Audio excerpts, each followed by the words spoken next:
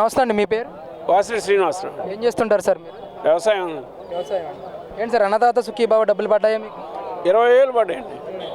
ఎలా అనిపించిందండి అసలు? ఎలా ఉందండి, ఇప్పుడు మామూలుగా ఫ్రీగా 13 కట్టలు డిఏపి వస్తుంది ఒక రైతుకు వచ్చి, లేదా 75 యూరియా వస్తుంది. వాటిని సద్వినియోగం చేసుకోని రైతుకి ఇప్పుడు 5 సంవత్సరాలు ₹1,00,000 వస్తుంది. అంటే 3 ఎకరాల పంట పండించి ఇంట్లో వేస్తున్నాడు.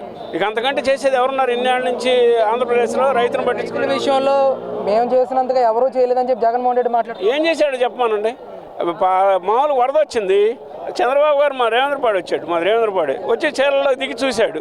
ఆయన పరదాలు కట్టి ఇది మామూలుగా స్టేజీ కట్టుకొని వచ్చి పలకరించిపోయాడు. అదే నా పలకరించి రైతులు చేయటం అంటే. రైతు భరోసా కేంద్రాలు పెట్టాము, మేలైన ఎరువులు ఇచ్చాము, మేలైన విత్తనాలు ఇచ్చాము, సకాలంలో డబ్బులు చెల్లించామని చెప్పి మాట్లాడారు కదా. అప్పుడు దాకా 600 పొటాష్ కట్ట 1600 అయింది, డిఏపి కట్ట 400, డిఏపి కట్ట 1400 అయింది. ఏదవలేదు చెప్పనంటే పెట్రోల్ ₹60, పెట్రోల్ 110 అయింది.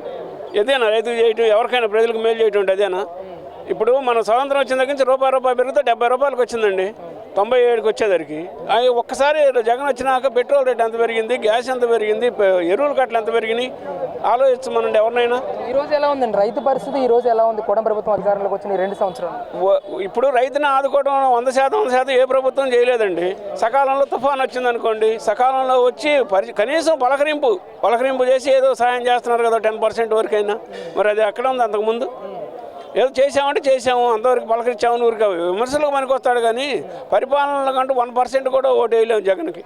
అది మనం ఈ పార్టీ అని కాదు, ఆ పార్టీ అని కాదు, ఏ విషయంలో అయినా రోడ్లు కానీ మాకు డొంకలు ఉన్నాయి. ఇవాళ 25 కోట్లు ఇచ్చాడు లోకేష్ గారు వచ్చి నాకు ఈ 2 ఒక్క మండలానికి. మరి ఆయన ₹25 ఇచ్చాడా? మరి చెప్పమని ఇంక రైతుకి ఏం చేశాడు? ఎలా ఉందండి మీ నియోజకవర్గంలో? ఎలాంటి మార్పులు మీరు గమనించారు లోకేష్ ఇక్కడ ఎమ్మెల్యేగా గెలిచిన తర్వాత? ప్రతిదండి, ఇప్పుడు ఎవరన్నా లేనివాళ్ళు చనిపోయారు, మట్టి ఖర్చుల కన్నా వచ్చి 10,000 ఇస్తున్నాడు, పెళ్ళి అంటే బట్టలు ఇస్తున్నారు. ఏ విషయమైనా ఇప్పుడు ఆరోగ్యశ్రీ సరిపోవట్లేదంటే సీఎం రిలీఫ్ ఫండ్ ఇస్తున్నాడు. ఏదైనా కుటుంబానికి ఎన్ని రకాలుగా ఆదుకోవాలో చేతనైనంతవరకు అన్ని రకాలుగా ఇంట్లో సొంత కొడుకులాగా ఆదుకుంటున్నాడు. అంతకంటే ఏం చేస్తారు ఏ ప్రభుత్వం అయినా? రోడ్ల విషయంలో కానీ, ఇక్కడ డ్రైనేజ్ సిస్టమ్ విషయంలో కానీ ఎలాంటి చర్యలు తీసుకుంటా ఉన్నారు? రోడ్ల విషయంలో 90% చేస్తున్నారండి. ఇంకా డ్రైనేజ్ విషయం ఇంకా 4 నెలలు పట్టుద్ది అంటున్నారు. 300 కోట్ల చిల్లర ఖర్చు అవుతుందంట ఒక మండలానికి వచ్చి.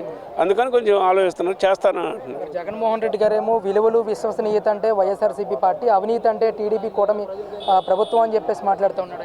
ఏ విశ్వసనీయత చేశాడు చూడండి? మందు అమ్ముకోవడం విశ్వసనీయత, పిచ్చి మందు తీసుకొని జనం ఆరోగ్యం జరగటం విశ్వసనీయత, ఇసుక అమ్ముకోవడం 6,000 ట్రక్కు ఇవాళ 1300కి వస్తుంది. రమ్మానండి ఎవరైనా మాట్లాడడానికి వేదిక మీదకి. విశ్వసనీయత అంటే అదే? ప్రజల సంబంధం దోసేసి వెనకేసుకొని విశ్వసనీయత అంటే ఏంటి? ప్రజలకు ఇప్పుడు 6 ఏళ్ళు దాన్ని 3 ఏళ్ళు చేస్తే అది విశ్వసనీయత ప్రజల పట్ల. 1300కు వచ్చే ఇసుకను 6,000 చేసి అమ్ముకున్నాడు. ఎవరన్నా దగ్గరనిచ్చాడా? 2 మూటలు ఇసుక పట్టుకొస్తున్నాడని టీవీఎస్ తీసుకెళ్ళి 2 రోజులు పోలీస్ స్టేషన్లో పెట్టారు. అదే నా విశ్వసనీయత అంటే? ప్రజలకు అసలు అక్కడ నిరూపించాడు, మనుషుల్లాగా చూశాడు ఎవరినన్నా.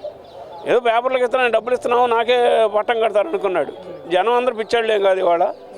మరి ఈ రోజు ఇసుకలో అవినీతి జరుగుతుంది, పెద్ద ఎత్తున ఎమ్మెల్యేలు దోచేస్తా ఉన్నారని చెప్పేసి కూడా ఆయన రమ్మనండి. పలానా చోట జరుగుతుందని రమ్మనండి, ఆయన బయటకు రావచ్చుగా. ఆయన ఎవడు రౌడీలు తెచ్చాను, ఇంకోటి తెచ్చే పలకరించాడు, ఇక్కడ జరుగుతుందని రమ్మనండి. పలానా చోటకు వచ్చి ఒక రేవులోకి వచ్చి ఇక్కడ జరుగుతున్న అవినీతిని నిల్చోమనండి. ఎవడు అన్నాడు? నిరూపించవచ్చుగా. ఒక ఎమ్మెల్యేని పంపానండి, లేదా జిల్లా పార్టీ ప్రెసిడెంట్ పంపానండి. అవినీతి ఎక్కడ జరుగుతుందో చెప్పమానండి. ఎవరికాడు ఫ్రీగా వెళ్తున్నారు, తెచ్చుకుంటున్నారు.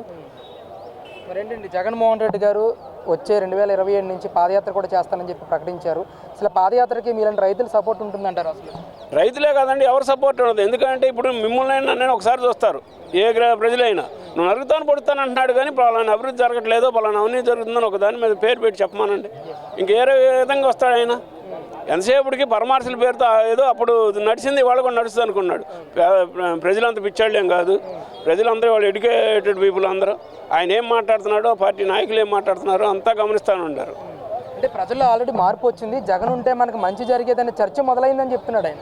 ఆయన చెప్పుకుంటాడు, చెప్పుకోనే కదా 175 అన్నాడు కదా, చెప్పుకుంటాడు. చెప్పుకోవడానికి ఏముంది? జనం ఏం చేశారు? తను అంతా సిద్ధం సభలకు లక్షల మంది వచ్చారు, వస్తారు. మేము నాకు ఎవరు మీరు పీసినా ఏం పీసినా ప్రతి ఇంటికి భోజనానికి వెళ్తారు అందరూ. వెళ్ళినాడు ఎవరి పని వాళ్ళు చేస్తారు.